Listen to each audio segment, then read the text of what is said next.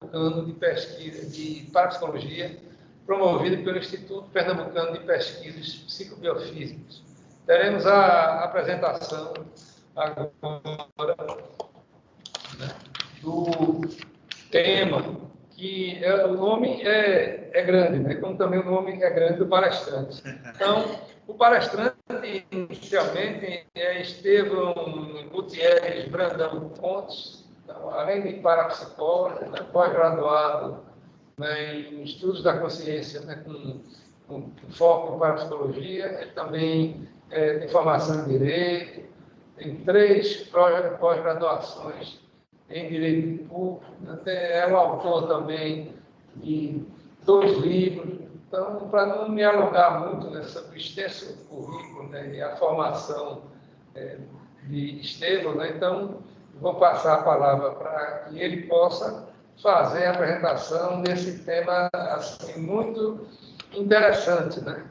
Ele passa, né, para o público em geral, né, não tem uma formação específica para a psicologia, se possa incentivá-los, né, nessa pesquisa tão necessária, né, para a sociedade, nesses eventos incomuns, esses eventos da parapsicologia. Por favor, Estevão, a palavra é sua. Muito bem, boa tarde. Estão vendo bem a tela, né? É possível incentivar a população sem formação em parapsicologia a pesquisá-la? Uma análise transdisciplinar que beneficia as demais ciências.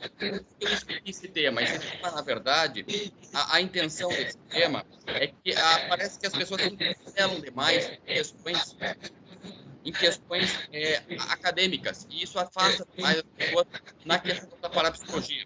E a parapsicologia, ela tem, realmente, eu peço que desligue o microfone, por favor. Poderia desligar o microfone?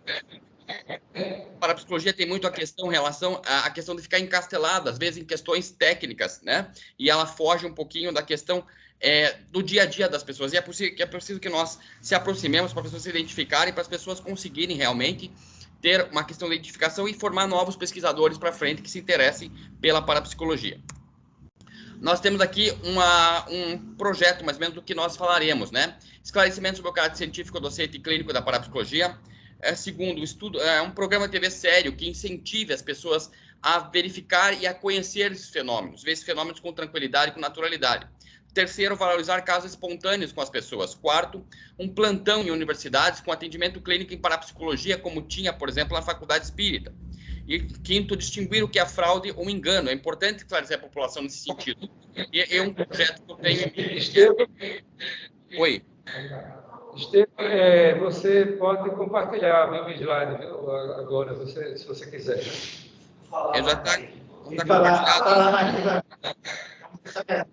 Não está ainda. Você vai lá embaixo, naquela canto direito, clique em compartilhar e habilita.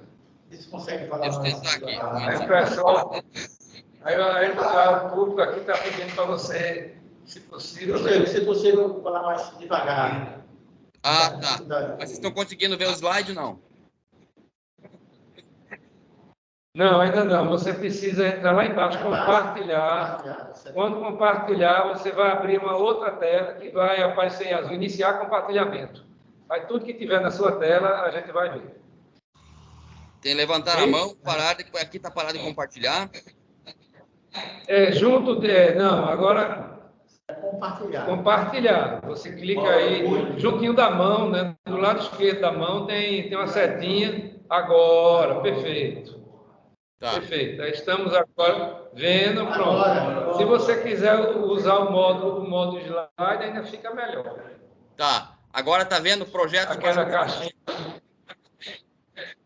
Isso, perfeito. Agora, se você ainda puder botar lá embaixo, no canto direito, aquela caixinha, que tem uma setinha junto, aí daquele controle de som. Isso, agora. Melhor. Ótimo, Estevão. Estão vendo o projeto para a beneficiar.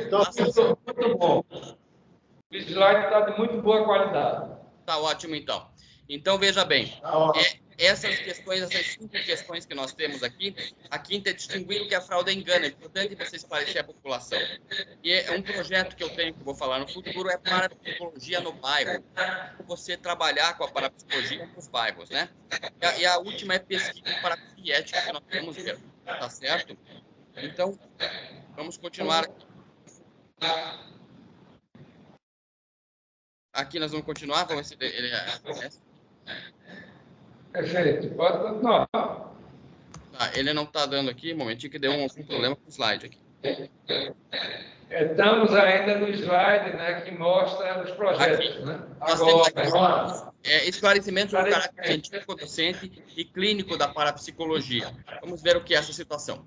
Pesquisas que mostram que a mente independe do cérebro. Há várias pesquisas. Nós vamos abordar primeiro uma questão científica. Nós temos a pesquisa do cardiologista Sam Parnia, né, que fala que pessoas que veem cirurgia descrevem acima do seu corpo e pessoas que veem, assim, objetos no telhado que não eram desconhecidos da equipe médica, descartando, assim, a questão de telepatia inconsciente da equipe médica, né? Estão vendo bem o slide, né? Muitas pesquisas em neurologia demonstrando que a mente independe do cérebro. E o meu células-tronco. Eu peço que alguém desligue o microfone, por favor. Estão vendo bem o slide, né? É interessante fazer as pessoas perceberem que a psi e a parapsicologia fazem parte do seu cotidiano. Na telepatia, pré-cognição, sonho, saída do corpo, na PK e na micro-PK. Ensinar a população a ver com naturalidade esses fenômenos. Ensinar que há pesquisas, como nosso amigo Hideyuki Kokubo, e também a Parapsychological Association, que é bem famosa. Nós temos agora capitaneada pelo presidente Everton de Oliveira Maraldi, que é bem conhecido e hoje é presidente da Parapsychological Association, orgulho para nosso Brasil. Temos aqui parabéns ao Everton, né, que agora é presidente da Parapsychological Association. Parabéns a ele. Ele é psicólogo pela Universidade UNG, mestre, doutor e pesquisador em pós-doutorado pelo Instituto de Psicologia da USP, membro pesquisador do Laboratório de Estudos de Psicologia Social da Religião e coordenador do Grupo de Estudo em Alterações e Anomalias de Identidade, GEALTER, uma atividade de extensão laboratório Interpsi. Aqui temos o meu livro. O meu livro teve a intenção justamente disso, de aproximar pesquisas em espiritualidade, em pesquisas em parapsicologia da população. Não é um livro técnico, não é um livro acadêmico, não é um livro científico. Ele é um livro que tem a intenção de uma linguagem simples, né? É realmente a abordar as questões. Eu fui e descrevi locais e pessoas que eu vi ao longo dos anos, ao longo do tempo, em vários locais diferentes, Rosa Cruz, Umbanda, Gnose, Teosofia, Logosofia, Espiritismo, grupos independentes, religiões, etc., e descrevi a reação dessas pessoas e as minhas impressões. Não é um livro científico, repito. Vocês estão vendo aí na tela, né, um olho, a capa, ele é azul e tudo mais, e ele realmente é um livro que tem a intenção de descrever e aproximar as pessoas de uma pesquisa. Não é um livro técnico, não é um livro científico e também não tem essa intenção. A intenção é realmente a intenção da palestra, que é aproximar a população leiga e instruir a população leiga que ela pode pesquisar. Ela menciona realmente algumas pesquisas científicas de outrem, mas é muito diferente do meu anterior livro, que tinha comprovações científicas de um ser que molda o feto. É o livro Células-Tronco, Bebês Aproveita e Lei, Onde é a Vida, né, que está presente aí em várias universidades ao redor do mundo. Nós temos aqui no meu livro a questão é acessível ao leigo, preferir acessível ao leigo. Às vezes o parapsicólogo e o cientista em si, ele se encastela e ele escreve para ele mesmo. Ele escreve para as suas próprias, as pessoas em volta. E realmente prefiro nessa obra não se limitar a questões acadêmicas, mas trazer para o leitor uma leitura agradável, suave, para que cada pessoa possa refletir, cada pessoa faça a sua própria pesquisa. Tem diferença de pesquisa acadêmica, que você tem que fazer duplo cego, randomizado, pesquisa, publicar, ser criticado por pessoas, às vezes, que você não conhece, e isso é muito necessário. Diferente de uma pesquisa para você. Eu me senti bem nesse grupo, por que eu me senti? Eu quero explicações para esse sentimento, que é uma pesquisa de per si, para você mesmo. Então, tem um capítulo, que é o capítulo 22 do meu livro, que fala sobre pessoas variadas, ensinamentos preciosos, que fala de várias pessoas que eu observei ao longo da vida, que lidam com a psi, ou com a suposta psi, pessoas que você verifica que é fraude, pessoas que você verifica que realmente a pessoa lida com isso, mas são observações minhas, o livro já diz, são observações minhas. Não é um livro científico, mas menciona pesquisas, como vocês estão vendo no slide aí, tá certo? Pessoas variadas, ensinamentos preciosos. A citação do meu livro, que é na página 74 e 75. As faculdades de psicologia no seu curso de graduação e os cursos de especialidade em psiquiatria vão precisar ter formação de parapsicologia, necessariamente, tá? A psi são partes da natureza humana, como telepatia, pré-cognição, retrocognição, saída do corpo, vidência, clarividência e intuições. Fenômenos físicos em reação a estados emocionais ou doenças. é preciso nas faculdades de psicologia e psiquiatria ter, porque às vezes é dado o diagnóstico incorreto por psicólogos ou psiquiatras, por exemplo, atestando uma esquizofrenia, quando na verdade a pessoa tem um fenômeno psi que não necessita nenhum tipo de medicamento, é um fenômeno natural, e que a pessoa não tinha instrução sobre isso, como uma saída do corpo, por exemplo, ou uma EQM, uma experiência de quase morte.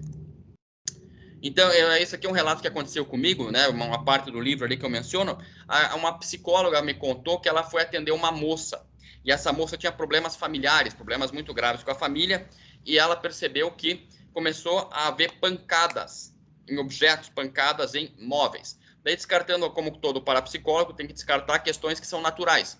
É o sol que esquenta a madeira dilatando, é uma questão que ela queria chamar atenção, não. E ela verificou durante o atendimento que era realmente esta moça que era atendida, era o agente psi. Ela realmente causava esse tipo de situação, ela batia, havia batidas em móveis, batidas e tal, porque é uma forma que ela tinha de extravasar esse problema que ela tinha em casa, que ela não era aceita, ela não tinha uma sexualidade aceita como homossexual, e tinha um problema, e ela causava esses fenômenos PK. E ela percebeu, essa psicóloga, que realmente não era fraude, ou não era para chamar atenção, e não era, por exemplo, a madeira estalando, um objeto caindo, etc. E também, como sabe na parapsicologia, o PK ali, com a pancada, pode ser duas questões que eles dizem. Pode ser realmente a pessoa agindo o fenômeno sozinha, com um suposto ectoplasma, por exemplo, ou um agente teta, um desencarnado, que utilizaria esse ectoplasma para causar esse fenômeno. As duas situações, não tem como comprovar isso, mas é que a situação de PK ocorria, a batida realmente ocorria, e a psicóloga não sabia orientar esta paciente a respeito desse fenômeno, até que ela percebeu que ela teve que fazer todo um trabalho de relaxamento e os fenômenos cessaram. Assim, as faculdades de psicologia, as faculdades de medicina, no seu setor de psiquiatria, precisa realmente ter no seu corpo, é preciso que os parapsicólogos vão a essas faculdades, né, e ensinem a respeito do fenômeno para ver uma distinção de quando há doenças, quando há fraude, tanto nas faculdades de medicina, no setor de psiquiatria, quanto as faculdades de psicologia, como vocês estão vendo aí no slide, não é? Nós temos pesquisadores de referência, que depois vocês vão aí anotar, vai ficar gravado, vão anotar, esses pesquisadores são referências, entre ele, Reginaldo de Castro Ieroca, Fábio Eduardo da Silva, Pedro Antônio Grisa, Carlos Alvarado, que é PhD, o Hernani Guimarães Andrade, Alexandre Moreira Almeida, que é PhD, e Walter da Rosa Borges, Stanley Cripter e Sérgio Felipe de Oliveira, que é médico, também em São Paulo, que estuda pineal, e o nosso amigo Walter da Rosa Borges, bem como o professor Tarcísio Palu e o Roger Nelson, PhD, que também é da Universidade de Princeton. Vocês têm aí o site da Parapsychological Association, que vocês conhecem, ou a pessoa que é leiga, que não conhece, está aí o site para vocês pesquisarem depois. Quem lê inglês, ótimo. Quem não lê, pode pôr no Google Tradutor, você traduz automaticamente o site. Nós temos aqui o pesquisador, o médico psiquiatra, Alexandre Moreira Almeida, que é conhecido no meio da psiquiatria, bem renomado e a nível internacional, inclusive, participou de um congresso de psiquiatria. Ele pesquisa casos de reencarnação e casos psi. Sempre houve um casamento entre a psiquiatria e a parapsicologia. Nós vemos o Ian Stevenson, que pesquisou casos de reencarnação ao redor do mundo, mais de 3 mil casos também, e era uma pessoa que teve grande profusão nos meios da psiquiatria. Nós temos aqui o currículo do Alexandre Moreira Almeida, no site da Parapsychological Association, ele é bem conhecido, né? E são instrumentos que vocês podem pesquisar, a pesquisa dele, obviamente sempre com visão crítica, concordando e discordando dele.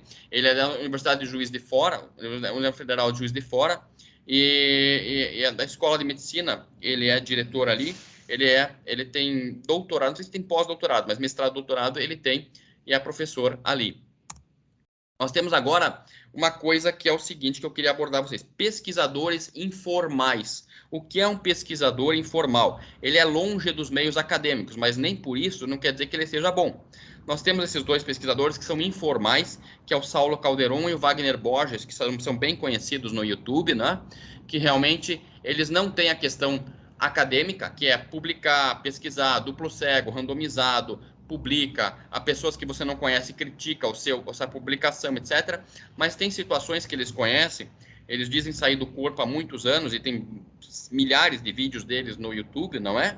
E até situações que eles se preocupam até em comprovar, principalmente o Saulo Calderon, que ele fala, inclusive, que tem algumas experiências ali, que ele tentou sair do corpo e sensibilizar alguns aparelhos para poder ver se esses aparelhos reagem. O computador reagia à presença dele, segundo ele, ou algumas comprovações físicas também com pessoas que você vai ver um pouquinho para frente que ele menciona.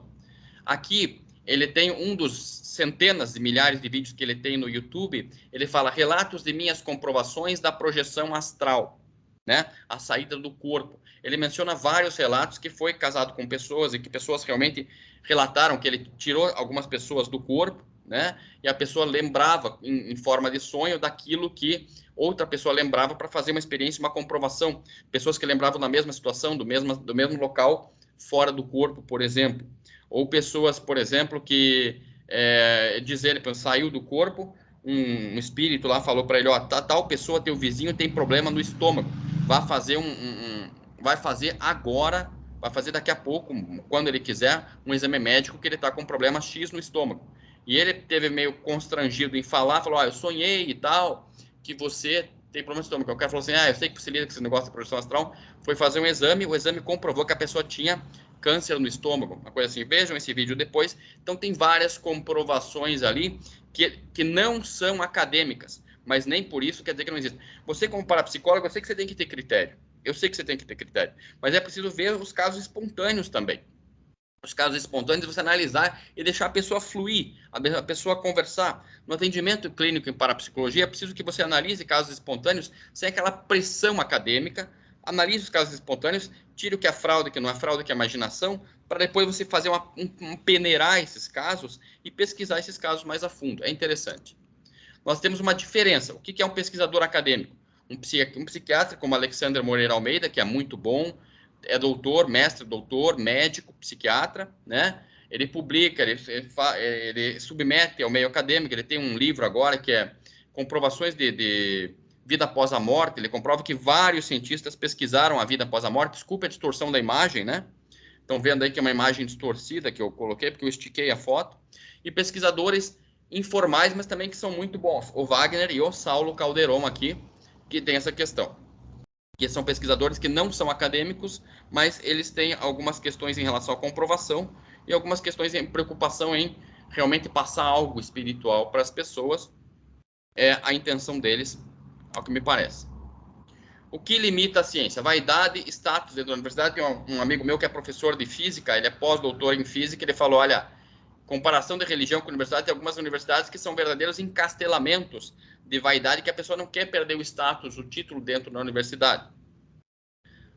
Por exemplo, a acupuntura tem centenas de artigos acadêmicos em universidades renomadas sobre a acupuntura, mas às vezes em algumas universidades elas aceitam mais o termo neuromodulação. Eu falei com um médico acupunturista, ele me falou que aceitam a publicação do termo neuromodulação do que a acupuntura, mas é a mesma coisa. Então, às vezes tem alguns vocabulários que as pessoas precisam por uma questão de vaidade ou passa pela banca, algumas coisas assim que realmente são desnecessárias, né?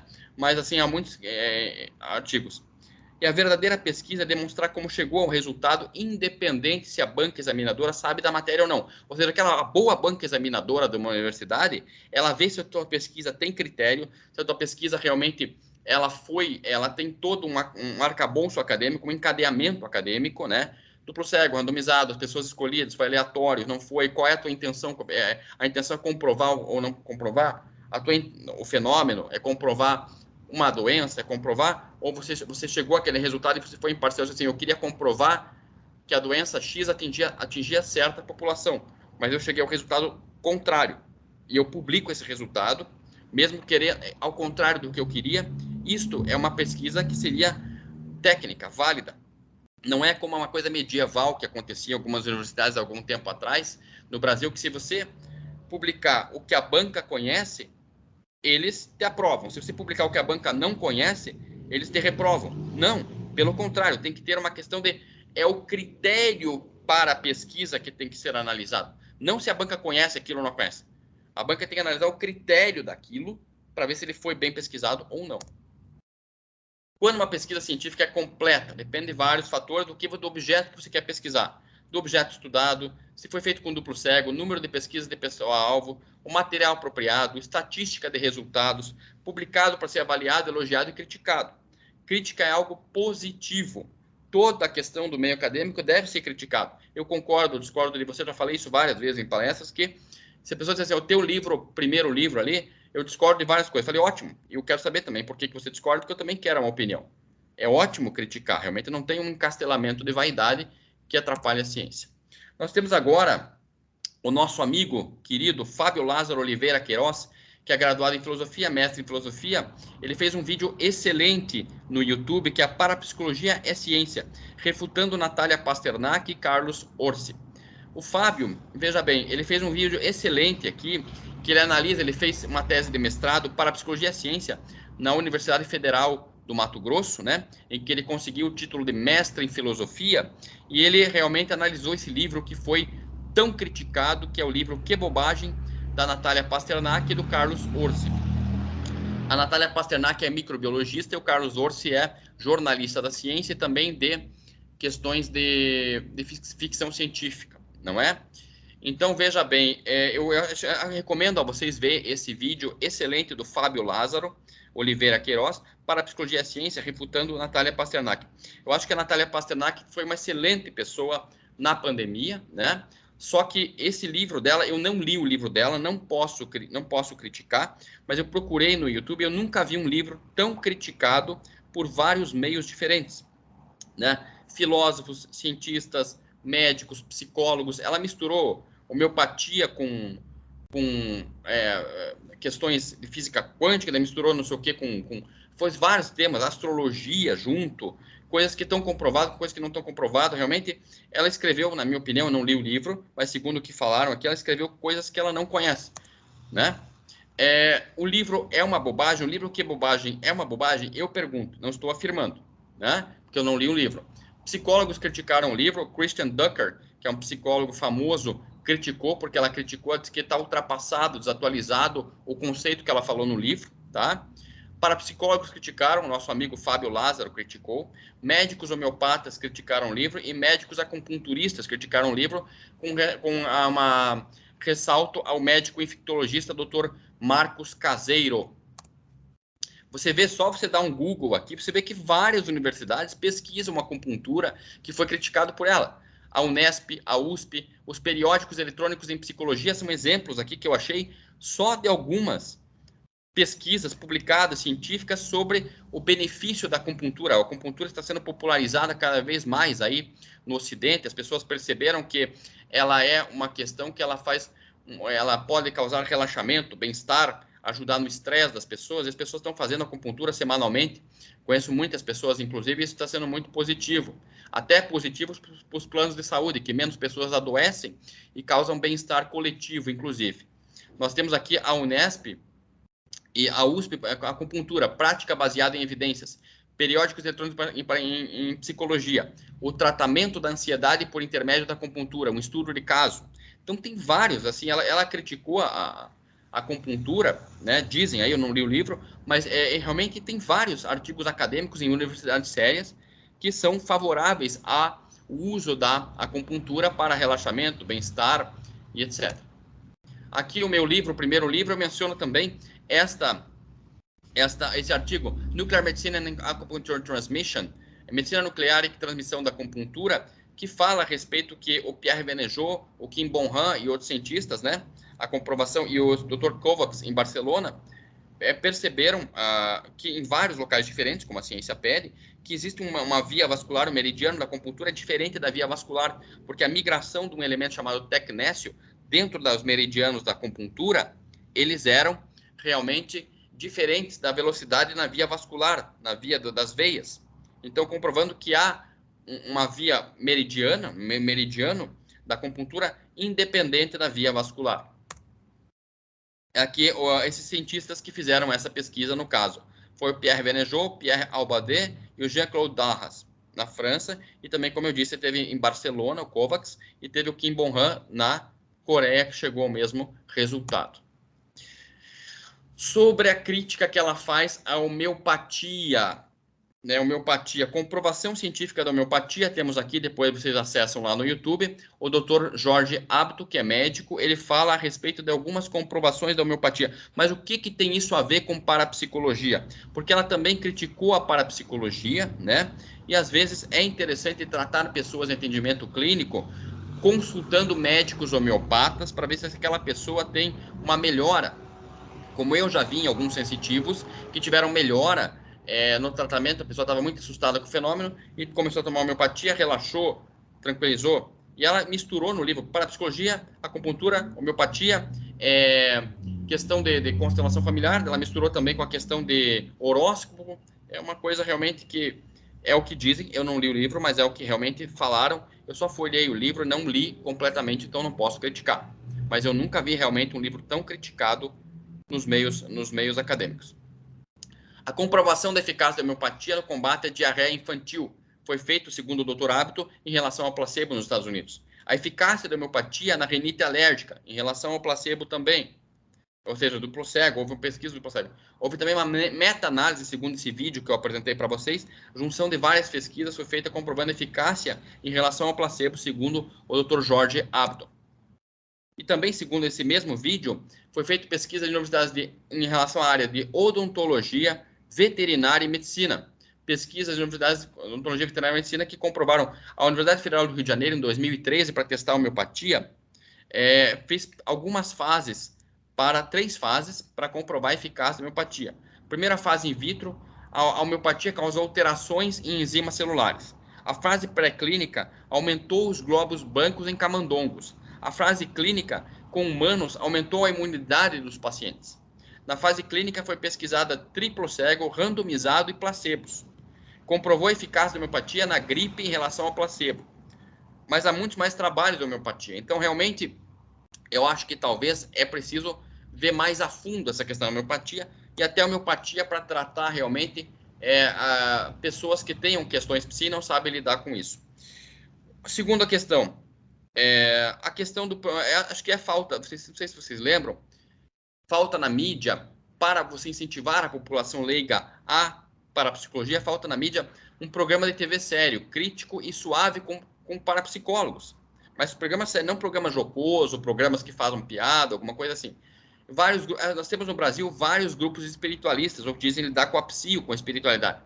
A Rosa Cruz, Umbanda, Gnóstica, Teosofia, Logosofia, Espiritismo, grupos independentes, que são os que eu mais gosto de pesquisar. Há fenômenos diariamente que acontecem com pessoas, as pessoas não sabem identificar. Lembra do programa Terceira Visão, que tinha na Rede Bandeirantes, na década de 80, que era um programa muito assistido, era um programa assim de alto nível, não tinha uma questão, nem daquela questão de terror, nem a questão jocosa, que é as duas coisas que deixam a audiência de lado, as pessoas realmente não gostam de ver, uma coisa mais realmente séria, de alto nível. É o programa Terceira Visão, que essa era a capa do programa, em 1987, na Rede Bandeirantes de televisão, que tinha esse programa e era um programa muito assistido, inclusive. É fundamental para o parapsicólogo valorizar casos espontâneos com as pessoas. Casos espontâneos, a pessoa teve uma vidência, clarividência, sair do corpo, a pessoa realmente teve uma pré-cognição e ela identificar esse nome, ver com naturalidade, não ficar assustado. Já falei para vocês, eu atendi pessoas, eu não tenho clinicamente em parapsicologia, mas pessoas já me procuraram, né, sabendo que eu tenho formação em parapsicologia. A pessoa saiu do corpo, teve evidência, a pessoa ficou muito assustada porque a pessoa não tinha uma instrução adequada a este respeito. É preciso valorizar esses casos espontâneos para fazer pesquisa, atendimento clínico e lecionar. Veja um exemplo de caso espontâneo. Lembrar como começou a pesquisa em transcomunicação em 1959 pelo sueco Fredrik Jungersson, né? Que teve um caso espontâneo. O que foi isso? Ele deixou um gravador, segundo ele, ligado fora para gravar pássaros. Ele começou a ver que haviam vozes, e vozes de várias pessoas. Daí começou a fazer descarte. É o rádio, é interferência eletrônica, não havia rádio perto, não havia sintonia com rádio no gravador, e ele começou a perceber que começou as vozes falar questões particulares dele. Nós somos os mortos, tinha até mesmo isso, né? E começou aí a pesquisa moderna em transcomunicação. Agora eu vou mostrar um vídeo para vocês aqui, não é? É um vídeo, uma pessoa da minha família foi num local onde havia Mata Atlântica e tirou uma foto desta cachoeira. E daí ela emoldurou esta foto porque saiu aqui um serzinho.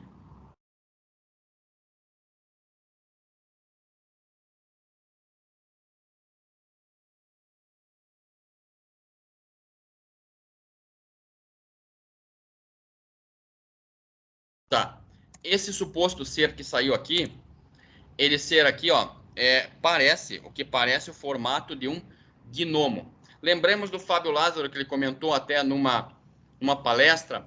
Ele estuda muito com filosofia da ciência e, às vezes, ele comentou uma frase que me marcou assim. Dizer que o conhecimento válido, o único conhecimento válido é o conhecimento científico, é cientificismo, né? Claro que você tem que comprovar, publicar, repetir, ter criticado e tal, mas será que pessoas não têm conhecimento também além do conhecimento científico? Por que saiu esse ser aqui agora? Será que é uma fraude? Será que é um jogo de luzes? Será que eu estou querendo enganar vocês? Será que tudo pode ser comprovado em laboratório? Será que as materializações que o Dr. Walter diz ter realmente presenciado podem ser comprovadas em laboratório? Será que é um gnomo, um ser espiritual elemental, que é um ser referido por várias culturas em vários pajés? Conheço vários sensitivos que dizem que já viram elementais, seres da natureza, seres espirituais da natureza. E será que a câmera captou esse ser elemental? No caso, seria um gnomo, um ser elemental. Eu conheci vários sensitivos que dizem que já viram elementais e tudo mais. Será que a câmera teve um nível de frequência que ela captou esse ser elemental ali? Não. Saiu da foto um gnomo, um ser espiritual. É o que parece ali e está emoldurado ali na casa de um parente meu, que ele tirou foto na Mata Atlântica lá, num local aqui no Paraná. A foto inteira agora para vocês. O ser elemental, é um ser elemental? É um gnomo, é um ser elemental espiritual? Veja de novo. Agora, a foto, vamos lá. É sombra na foto? Não. É jogo de luzes? Não. É fraude? Eu estou querendo fraudar vocês? Eu estou querendo enganar vocês? Eu que sou advogado com 3 pós-graduações em Direito Público, uma pós-graduação em Parapsicologia, eu preciso disso? Será? Eu acho que não. É o cérebro tentando achar um padrão de imagem para aquilo que ele conhece? Como tem pessoas que acham nuvens, veem nuvens, né? E o cérebro procura um padrão que ele reconheça. Ele tenta achar formatos nas nuvens. Também não é. É a mente imprimindo na foto uma psicocinese, ou seja, um PK, a mente influencia no filme da foto? Também acho que não. Será que é transcomunicação, a captação por aparelhos de seres em outro nível de frequência, como foram os primeiros casos em transcomunicação? Na minha opinião, na minha humilde opinião, é mais provável que seja. Possibilidades que nós temos aqui. O que tem a ver isso com a palestra? Porque eu estou falando aqui um caso espontâneo, um parente meu foi lá e tirou foto da Mata Atlântica e saiu esse ser aí quando fui revelar a foto, né? Que não foi no tempo que a foto era filme ainda, tá? Então, assim, isso é caso espontâneo?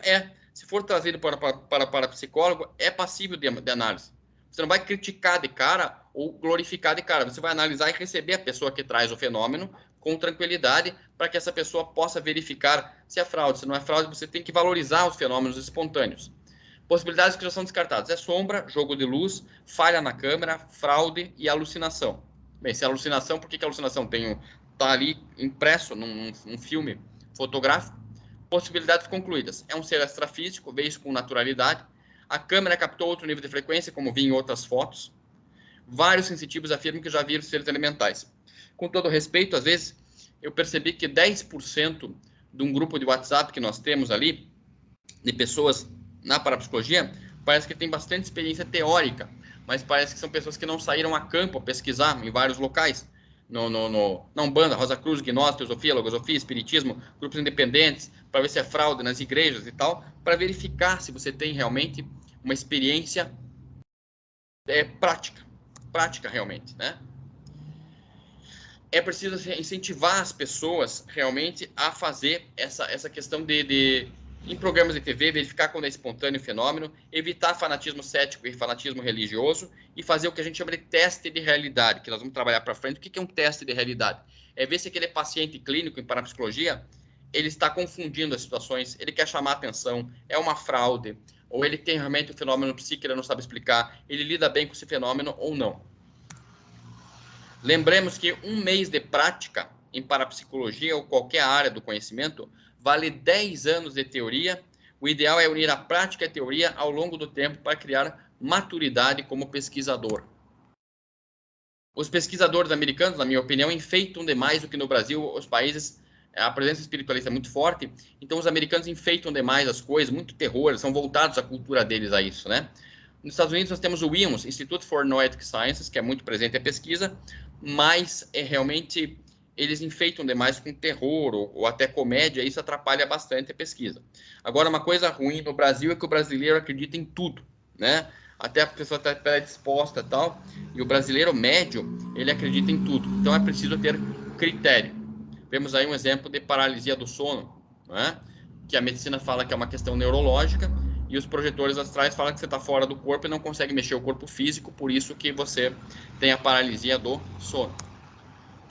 É interessante também os parapsicólogos entrarem em contato com hospitais para analisar casos de EQM, experiência de quase morte, e fazer uma pesquisa sobre isso, né? Quantos casos aconteceram, fazer realmente estatísticas a respeito disso. Nós temos uns exemplos do que acontece em algumas experiências de quase morte.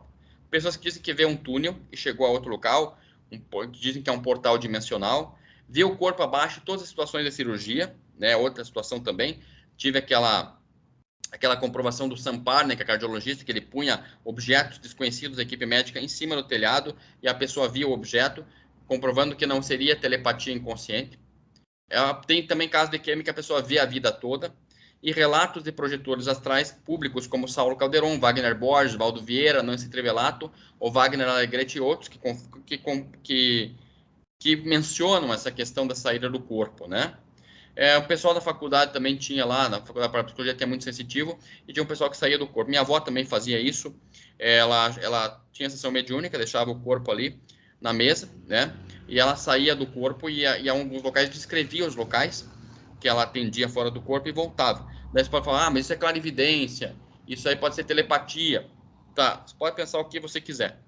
Mas, na minha opinião, ela se dizia que se via nos locais, saía do corpo e descrevia um apartamento. Minha avó já faleceu aí faz, acho que em 2004, mas assim, é uma coisa que realmente ela contava e ficou clássico entre várias pessoas que a conheciam durante a sessão mediúnica. Diferença entre local espiritualista e local religioso, é importante passar para a população também, né? Porque tem alguns estelionatários que sempre se aproveitam. Local espiritualista sabe que existe extrafísico, lida com esse fato da natureza com forma diferenciada a cada grupo. Pode abordar. Pode informando para concluir o tempo. Ah, tá. Eu tô só já vou concluir. Local religioso tem dogmas, crenças, manipulação política. Pode haver sentimento puro ou não, né? Agora, uma coisa que eu falei numa palestra, e o pessoal assim foi muito rápido, o pessoal, eu quero conversar com vocês, o que vocês acham dessa afirmação do Valdo Vieira, que é médico do IPC? A parapsicologia está ultrapassada, segundo ele. Ficou no século XIX. O que vocês acham dessa informação? Concordam ou discordam em parte? O que vocês acham dessa afirmação do Valdo Vieira? E é interessante ter plantão em universidades com atendimento clínico em parapsicologia e pesquisas, né? Nós temos aqui como é que era esse vídeo aqui, Programa Ciência e Espiritualidade, Parapsicologia, junho de 2013, que é vocês verem como a Faculdade Espírita atendia clinicamente pessoas, né? Em relação à parapsicologia, é importante ter uma clínica de parapsicologia na sua cidade, para atender pessoas, porque as pessoas vejam com naturalidade os fenômenos. Aqui um exemplo de ficha de atendimento clínico em parapsicologia que tinha na Faculdade Espírita, é a primeira ficha. A segunda, uma declaração que a pessoa assinava para que realmente ela fosse atendida em parapsicologia, né? Vocês podem copiar esses modelos aqui, abrir uma clínica com autorização da prefeitura ali para ver se as pessoas, ou ir a hospitais e tal, e fazer atendimento e pesquisas para ver se as pessoas têm fenômenos psi nos hospitais. Eu conheço vários psicólogos, psiquiatras que relatam que os pacientes falam os fenômenos e o psiquiatra, o psicólogo viu que não é uma psicopatologia, uma fraude, etc. Os dados coletados também eram vistos, né? O fenômeno sugerido, o fenômeno de maior incidência, hipótese e conclusão parcial. Daí havia atendimento em parapsicologia, sim ou não. Atendimento médico, sim ou não. Psicologia clínica, sim ou não. Tratamento alternativo, sim ou não. Atendimento simultâneo, sim ou não. Era a área de atendimento e justifique. Tinha que justificar o que aquele paciente trazia para você.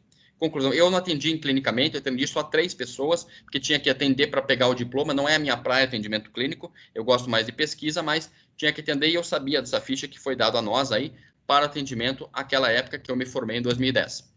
Aulas com atendimento clínico em parapsicologia, o corpo docente curitibano fez um esquema, foi colocado no grupo de WhatsApp, como atender, como que é fraude, quando que não é fraude, como é que você atende clinicamente.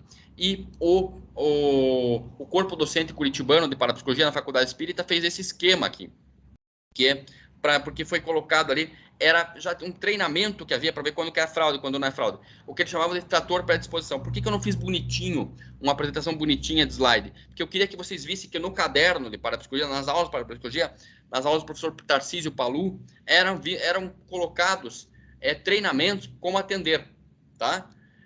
O fator predisposição, que é natural do ser humano, a totalidade do ser, vincula-se às necessidades dessa pessoa, se é automático, se é uma progressão. Então, tem várias situações que eram analisadas com o fator. O que é um fator predisposição? A pessoa até tem predisposição ao fenômeno, o pai, o avô, a mãe dele tinha, a comunidade aceita esse fenômeno ou não, isso que é chamado de fator predisposição.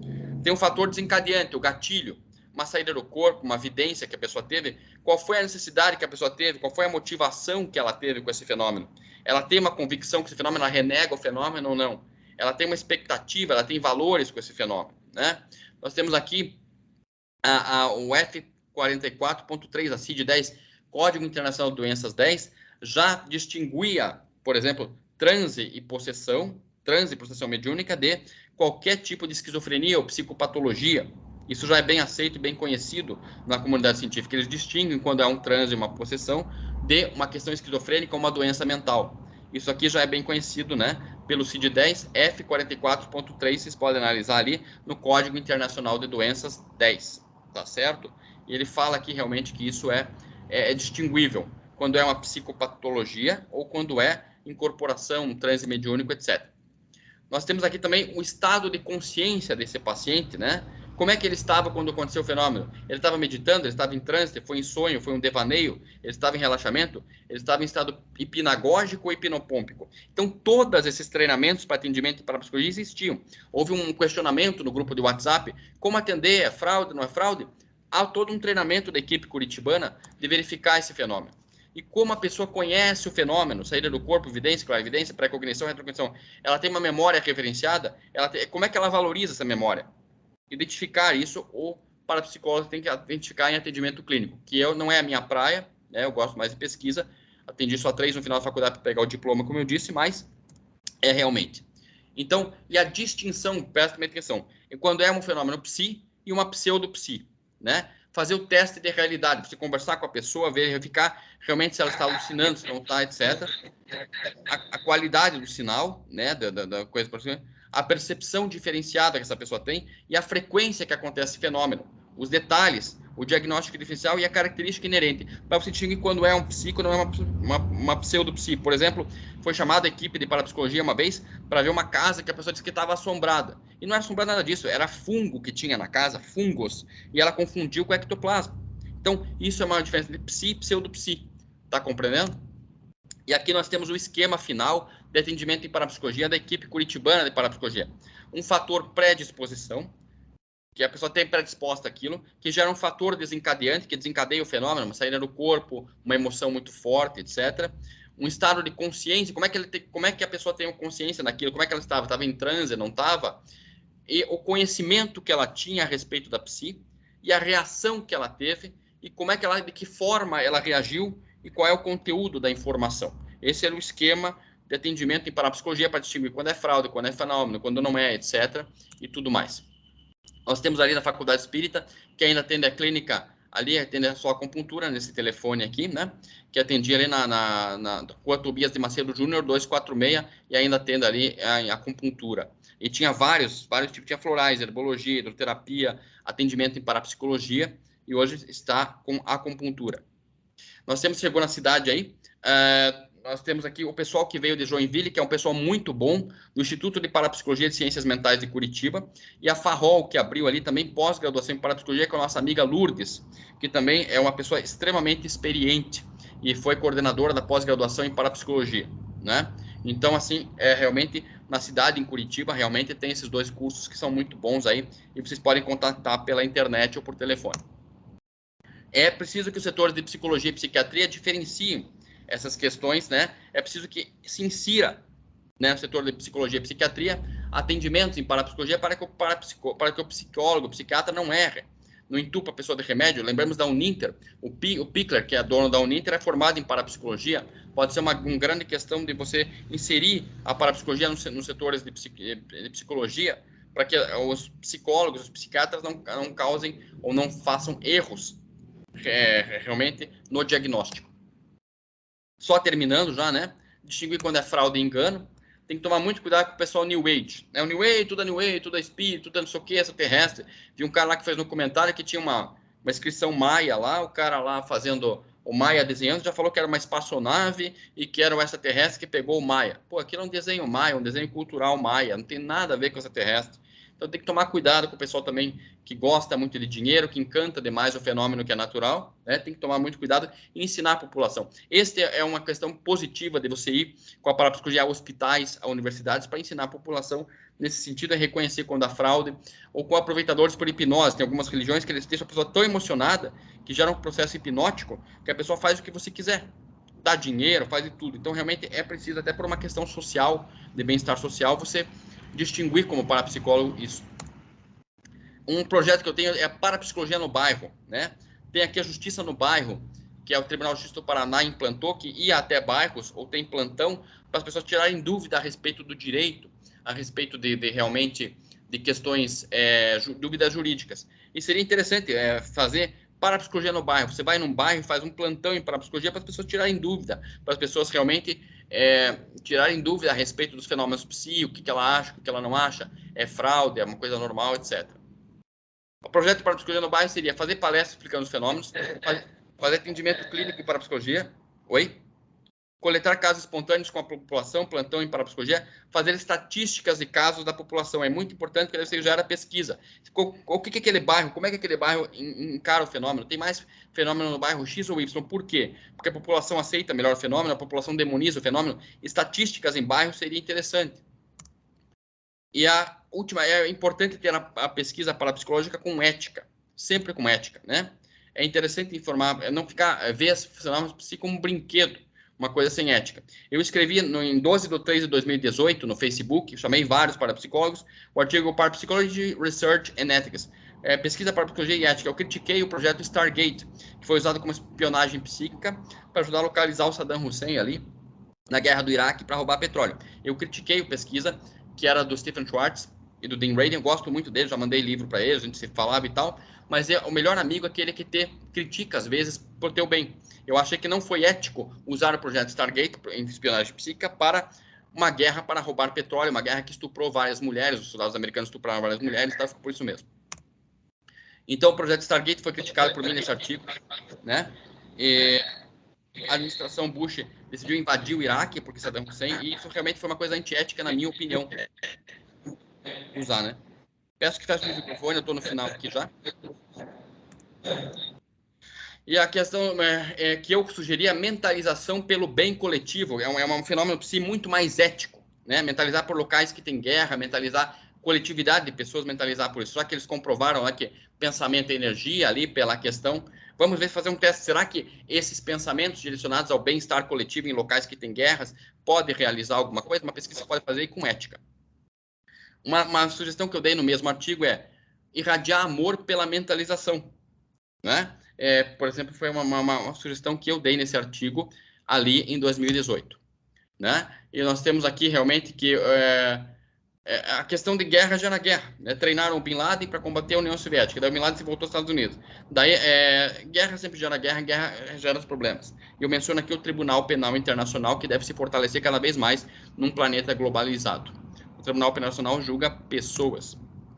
Só para fazer um adendo aqui, o estado da Califórnia entrou com uma ação bilionária por prejuízos bilionários que as companhias de petróleo causam ao meio ambiente, e quem paga isso é o povo da Califórnia, né, com dinheiro público, e a ação visa ressarcir o estado da Califórnia, o dinheiro público, por bilhões de prejuízo que foi causado ao povo da Califórnia pelas indústrias petrolíferas, que inclusive espalharam mentiras na imprensa para dizer que não havia aquecimento global.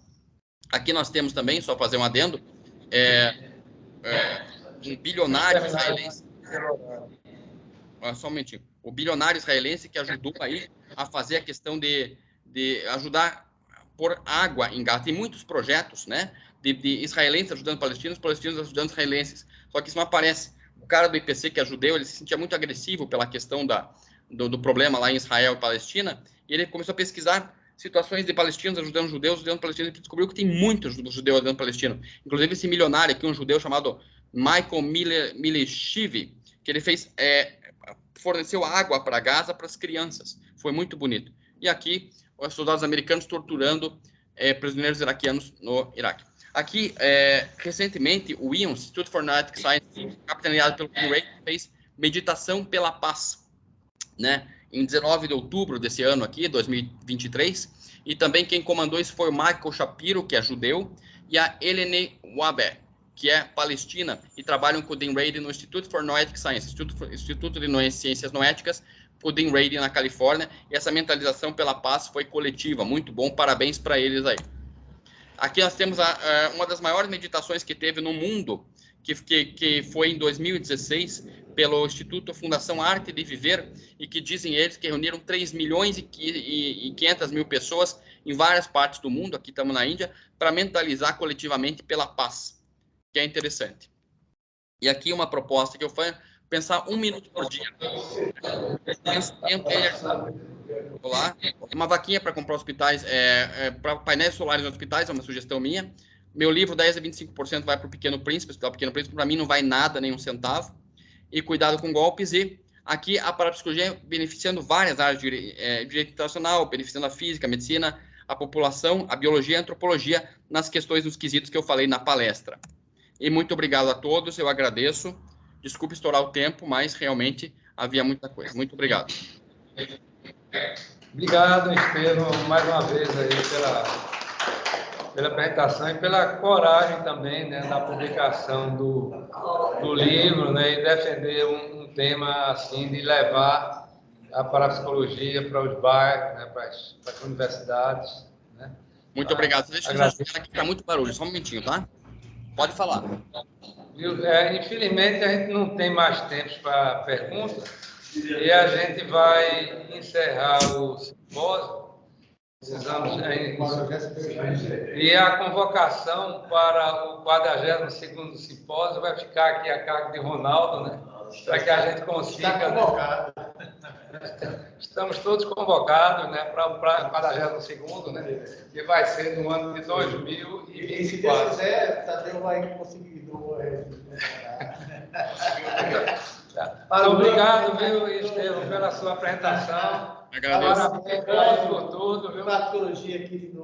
Obrigado aqui. Eu pediria só para você colocar no grupo, disponibilizar a apresentação, o PDF, certo? Tá ótimo, com certeza. Tá. Obrigado e a todos, só informando que no próximo sábado é um feriado aqui, na sexta é um feriadão em Pernambuco, né? A gente não vai ter... Pensei que você estava chamando a gente para saber lá na sua casa. Poderá ser. Obrigado aí a todos e até mais. Até o próximo simpósio. Tchau, tchau. Já virou aceito.